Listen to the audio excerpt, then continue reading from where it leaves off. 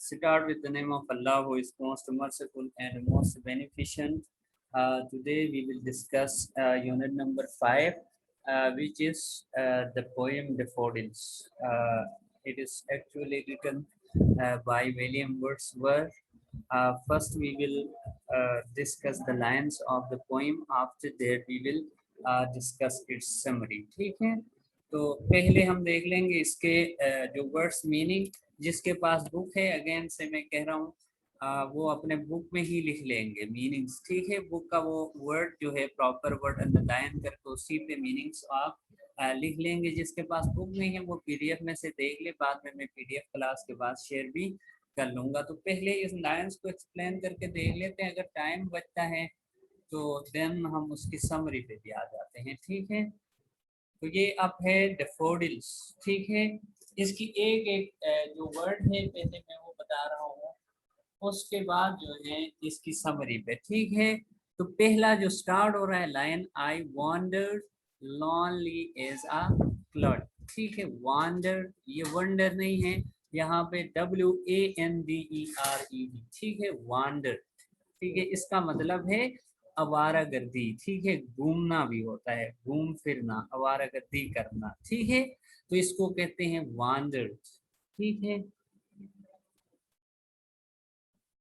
तो ये is lonely is a clutch. ठीक है, डेट फ्लॉट्स.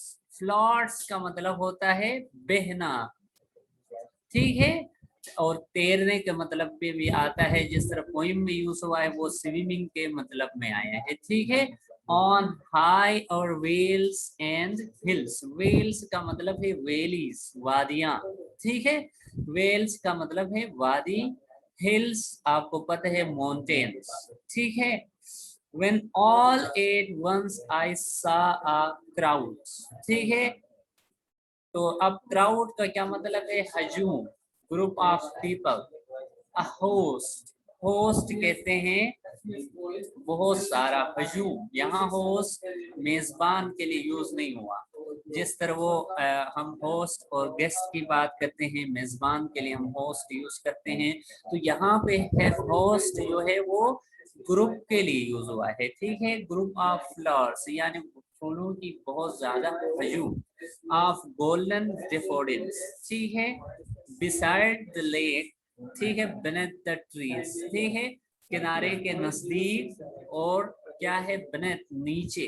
ठीक है, beneath होता है नीचे, दरख्तों के नीचे. Fluttering and dancing in the bridge. ठीक है, फ्लटरिंग एंड डांसिंग. ठीक है, झूमने को कहते हैं फ्लटरिंग. फ्लटर का मतलब होता है झूमना, और ये भी पोइम के अंदर उसका मतलब ये है. ठीक है, अब आते हैं उस पूरे लाइन का मतलब क्या बनता है. ठीक है, इस पूरे का मतलब समझते हैं, देन जो है नेक्स्ट की तरफ मूव करते हैं. ये तो मैंने वर्ड्स मीनिंग आपको बता दी कि मुश्किल वर्ड्स कौन कौन से हैं इसके अंदर.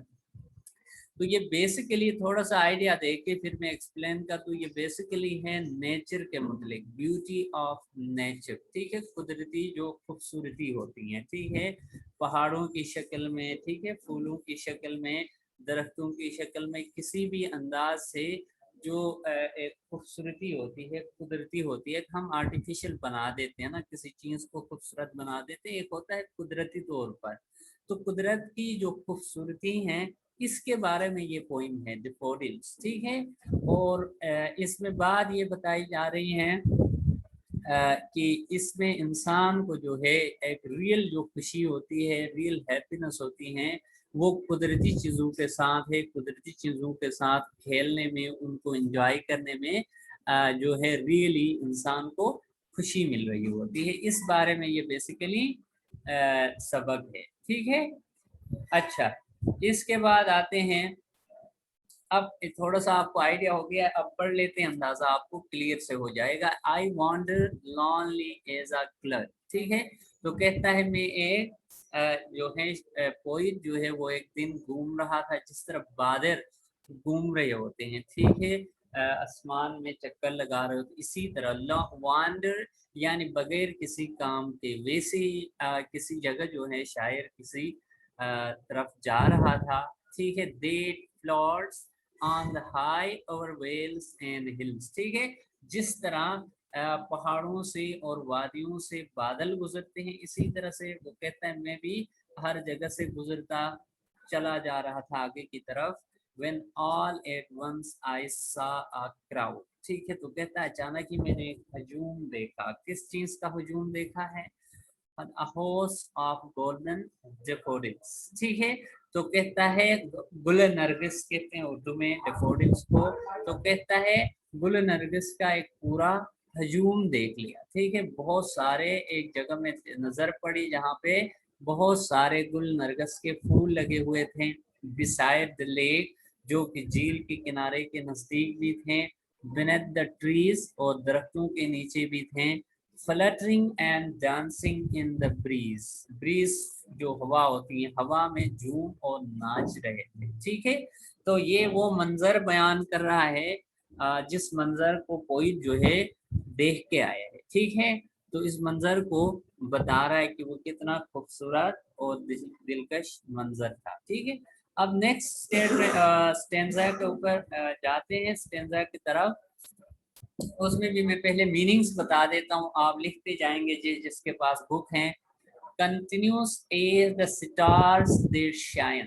ठीक है, कंटिन्यूस यहाँ लगातार के लिए, जारी, मुसलसल। ठीक है, जिस तरह तारे चमक रहे इसी तरह से ही वो जो है डेफोडिल्स के फूल हैं वो चमक रहे हैं। ठीक है, and twinkle on the Milky Way, जिस तरह तारे जो है, मिल्की वे का मतलब होता है कहकशा। ठीक है, तारों का जो झुरमुट होता है। दे स्ट्रेच, स्ट्रेच का मतलब होता है फैला हुआ। In the never ending line, यानी नेवर एंडिंग का मतलब ना खत्म होने वाला, endless. Long along the margin of the bay, bay कहते हैं किनारे को। ठीक है, बैंक, जो आप इससे पहले बैंक पढ़ते आए हैं, बैंक को बे भी कहते हैं, समंदर के किनारे को BAY, बे। ठीक है, 10,000 आई सा आई एट अ ग्लास, ग्लास कहते हैं एक नजर, एक नजारा। ठीक है, तो कहता है एक ही नजर में मुझे 10,000 के करीब फूल नजर आए।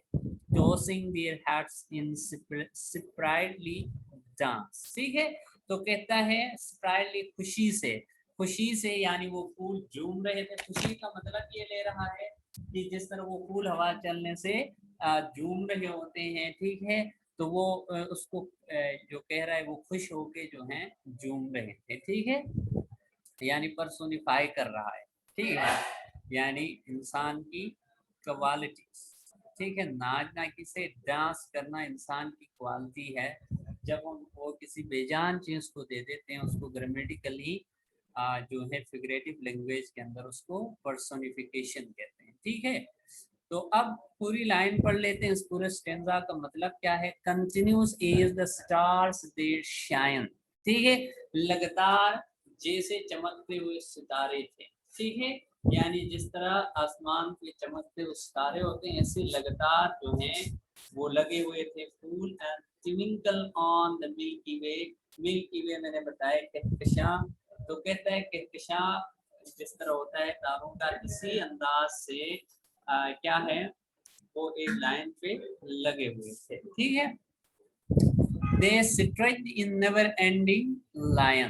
ठीक है, वो न खत्म होने वाली एक कतार के अंदर फैले हुए थे। ठीक है, along the margin of the bay, झील के किनारे के साथ। ठीक है, यानी झील के किनारे के साथ वो एक न खत्म होने वाली कतार में लगे हुए थे।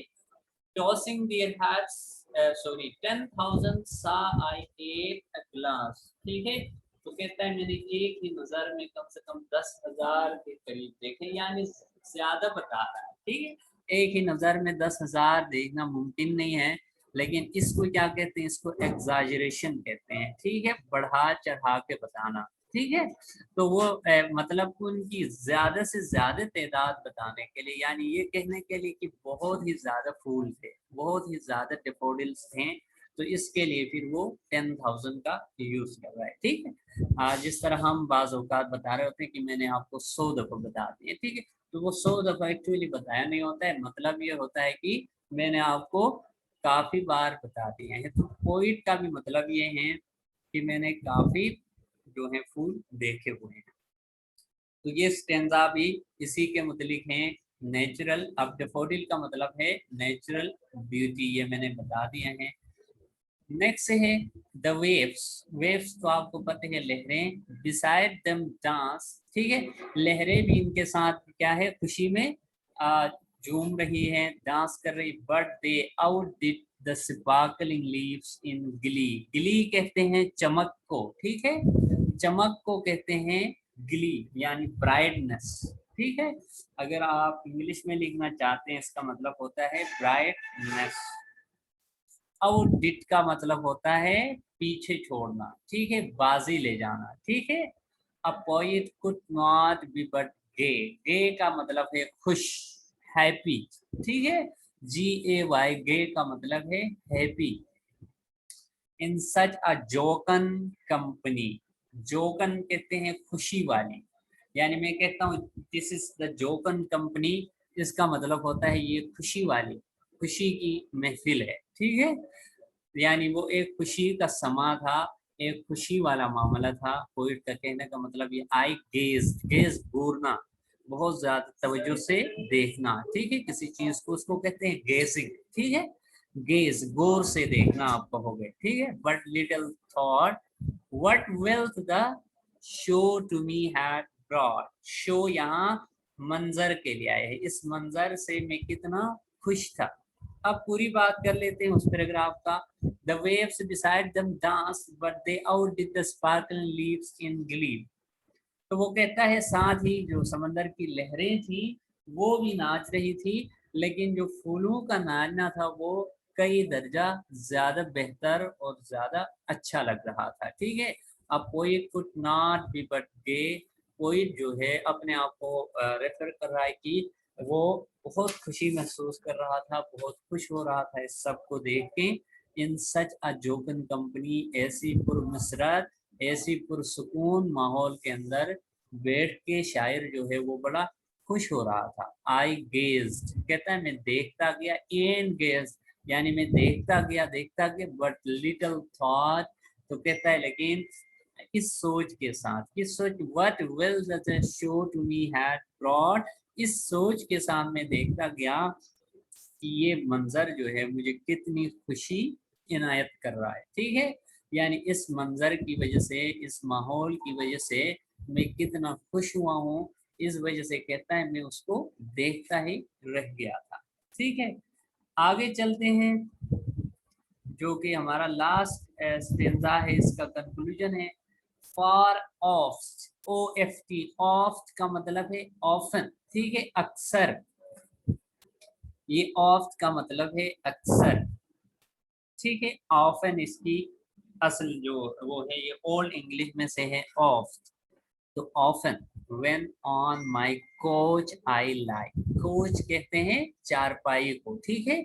तो कहता है जब भी मैं अपनी चारपाई पे लेटता हूँ, इसके बाद ये फूलों के जो मंजर देखा है इसके बाद, इन वेकेंट और इन पेंसिव मूड, वेकेंट यानी खाली जहन, ठीक है, बगैर किसी सोच के, बगैर किसी तस्वुर या बगैर किसी काम के भी आप मुराद ले सकते हो। और इन पेंसिव मूड, पेंसिव कहते हैं अफसुर्दा, तंग, सैड, ठीक है। पेंसिव मूड जो कहता है या मैं एक तंग होके बैठ जाता हूँ, अफसुर्दा हो जाता हूँ बाज़ औक़ात। They flash upon their inward eye, inward eye imagination के लिए, तस्वुर के लिए यूज हुआ है, यानी हम जहन, जहन के लिए हम जो सोच रहे होते हैं, तस्वुर कर रहे होते हैं, ठीक है। तो कहता है फौरन से दे फ्लैश, फ्लैश का मतलब है इनका तस्वुर आ जाना। तो कहता है इन फूलों का जब भी मैं तंग हो जाता हूँ, इन फूलों का तस्वुर जो है मैं अपने जहन में लेके आता हूँ। when which is the bliss of solitude, bliss कहते हैं नीमत, रहमत, ठीक है, solitude तन्हाई। तो कहता है जो ये सोचना है ये मेरी तन्हाई के लिए एक रहमत बन के आया होता है। and then my heart with pleasure fills, तो कहता है इसके बाद मेरा दिल जो है वो खुशी से झूमता है। एंड डांस विद द डिफोडिल्स, और मैं भी डिफोडिल्स के साथ ख्यालों में रक्स कर रहा होता हूँ, ठीक है, या करने लग जाता हूँ, ठीक है। तो अब पूरे का क्या मतलब है इन कंक्लूजन, इसका मतलब ये है कि वो कहता है कि ये जो कुदरती मनाजिर मैंने देखे डेफोडिल्स का लेक के इर्द गिर्द उगते हुए मैंने देखा, उनको लहलहाते हुए मैंने देख लिया। वापस जब आया इसके बाद कह रहा है जब भी मैं तंग हो जाता हूँ, जब भी मैं कोई परेशानी में होता हूँ तो इनका तस्वुर मैं जहन में लाता हूँ, जिससे मुझे बहुत खुशी मिल रही होती है और इससे मैं बहुत खुश हो रहा होता हूँ। ठीक है, तो ये उन लायंस की एक्सप्लेनेशन थी जो हमने अभी तक डिस्कस की हुई हैं। यहाँ पे आके मैं अब आप लोगों से, अगर आपका कोई क्वेश्चन है, मैं आप लोगों की तरफ आता हूँ। एक दो बंदों ने हैंड रेस किए हुए हैं, इससे रिलेटेड अगर कोई बात पूछनी है वो पूछ लें। बाकी जो बात है आप इससे हट के कोई बात करना चाहते हैं तो वो आप क्लास के लास्ट में करें, आप क्लास के दरमियान में न करें। इससे रिलेटेड कोई बात करनी है तो वो आप कर लेते हैं। ठीक है, ये गुलशान। सर वो पहले का हैंड है। जी जी, सॉरी सर। अच्छा ठीक, सर पहले हूँ। ठीक हो गया। रेयान मुदस्सिर जी।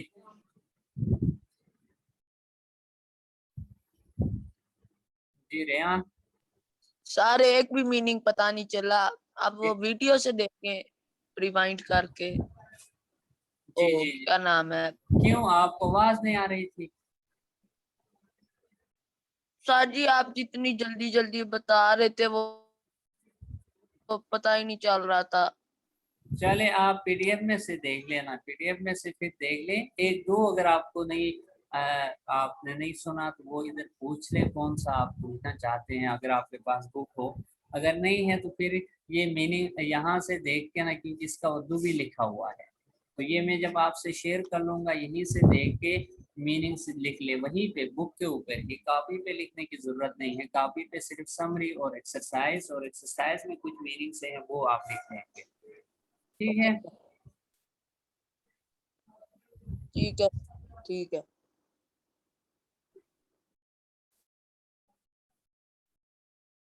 चले अब जो है ये तो हो गया। ये मैं समरी ले आता हूँ, वही बातें की हुई हैं वो थोड़ा सा मैं आप पहले क्या कर लेंगे, मैं समरी शेयर कर रहा हूँ जस्ट आप लोगों के साथ। इसको आप एक बार लिख लेंगे, कल जो है वो समरी में प्रॉपर लाइन वाइज जब एक दफ़ा आप लिख चुके होंगे, ये मैं आप लोगों से कल प्रॉपर फिर समरी भी डिस्कस कर लूँगा। मोर आर लेस यही लाइन से हैं फिर भी समरी के। ठीक है, ये मैं ला के इधर आपको दिखा देता हूँ एक नज़र। इसके बाद अटेंडेंस कोई लीव नहीं करेगा जब तक अटेंडेंस हो जाए, उसके बाद आप लीव कर लेंगे। ठीक है, मैं समरी ला के आपको थोड़ा सा हिंट करता हूँ, उसके बाद उसकी प्रॉपर डिस्कशन हम कल कर लेंगे।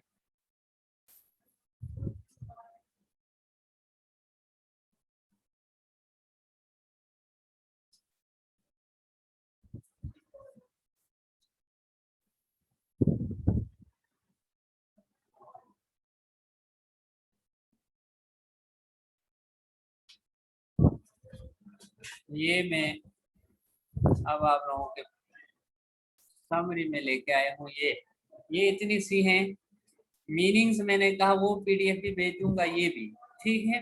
मीनिंग्स वहीं से देख ले।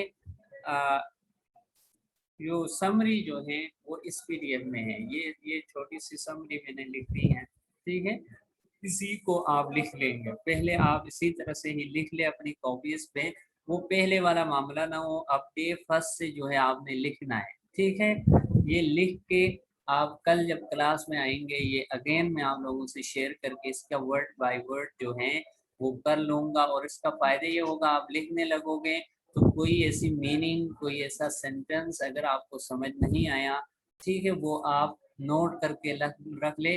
कल जब क्लास होगी तो उसमें वो आप पूछ भी लें। अदरवाइज ये पूरा जो है मैं आप लोगों से पूरे का पूरा डिस्कस भी कर लूँगा। ठीक है,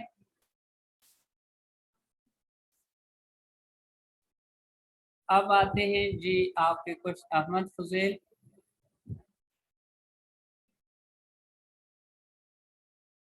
जी, कोई क्वेश्चन है? मोहम्मद अरहम। सर ये आपने समरी देंगे लिखने के लिए? जी जी, मैं आज ये समरी लिखने के लिए दे दूंगा और कल इससे प्रॉपर डिस्कस भी कर लूंगा। आज भी डिस्कस हो गई है ना, साथ में वो प्रॉपर समरी नहीं हुई है, पूरा ओवरऑल हमने एक्सप्लेनेशन डिस्कस किया हुआ है। तो सर इसका कल वर्ड आप जब डिस्कस जी करेंगे तो हमें इसमें इसकी ट्रांसलेशन भी करनी पड़ेगी? नहीं नहीं, ट्रांसलेशन करनी नहीं है, बस सिर्फ समरी लिखना है। ये एक में भेज रहा हूँ आज, ठीक है। Okay sir. पोइम की समरी नहीं लिखनी है, क्या नाम है, ट्रांसलेशन नहीं लिखना है, वो यूनिट्स कल है सिर्फ।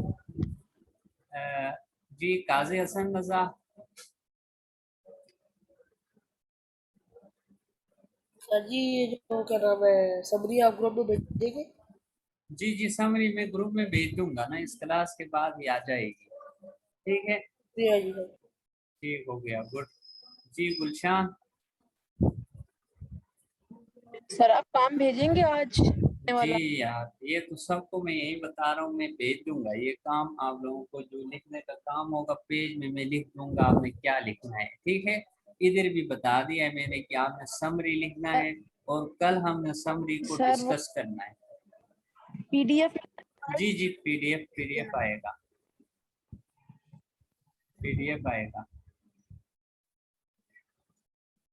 ठीक है, अब मैं अटेंडेंस ले लेता हूँ। अगर फर्दर ये हैंड लो कर दे, जिसने बात हुई है ना, वो फिर मामला कंफ्यूज हो जाता है। जिसने बात करनी है वो सिर्फ हैंड रेस कर दे। जी उमर।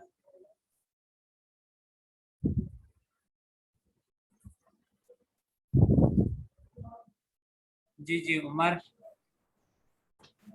अस्सलाम वालेकुम सर। वालेकुम सर अस्सलाम। जो बुक में जो वर्ड मीनिंग्स हैं वो आप मुझे सेंड कर देंगे? जी जी, वो कर दूंगा ना। वो पहले आप इस तरह कर लेना, आप समरी लिख ले पहले। जब आप समरी लिख लोगे ना, उसके बाद में कौन सा जो काम करना होगा मैं बता दूंगा आप लोगों को, ठीक है। ठीक है सर, बहुत शुक्रिया सर। चले मैं अटेंडेंस ले लेता हूँ, उसके बाद जो है आप लोगों से मैं बात कर लेता हूँ। आप 1 मिनट के लिए मैं अटेंडेंस लेने दें।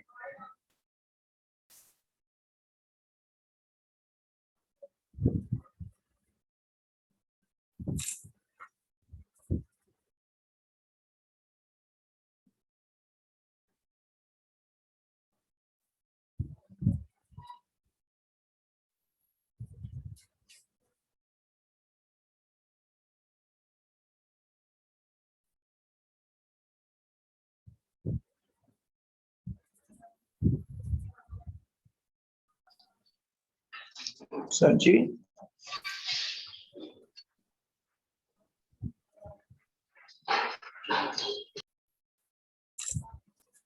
जी जी जी फुजैल।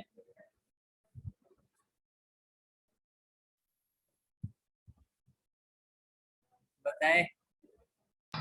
सर जी ये समरी वगैरह ये लिखनी है आज ही या? जी जी, आज ही लिखने, वो पहले की तरह फिर नहीं बैठ जाना है कि बाद में काम पूरा नहीं हो। आज का ठीक है काम सर, फिर आज पीडीएफ ही करना भेजेंगे है। इसकी? इस बार इस तरह नहीं करना है जिस तरह पहले किया हुआ था आप लोगों ने, कि ठीक। लास्ट पेपर के दिन तक आप लोगों की कॉपीज कंप्लीट नहीं थी। ये ना कर दे, आज का काम आज ही कर ले कल, इसीलिए मैंने पहले लिखवाए हैं। कल लिखोगे तो वही चीज डिस्कस कर लेंगे, ठीक है। ठीक है सर। चले अटेंडेंस हो गई। अब आप में से कोई बच्चा लीव करना चाहता है वो लीव कर सकता है, और जिसने बात करनी है वो फिर बात कर ले। मैं अनम्यूट कर देता हूँ। Thank you very much. Allah Hafiz.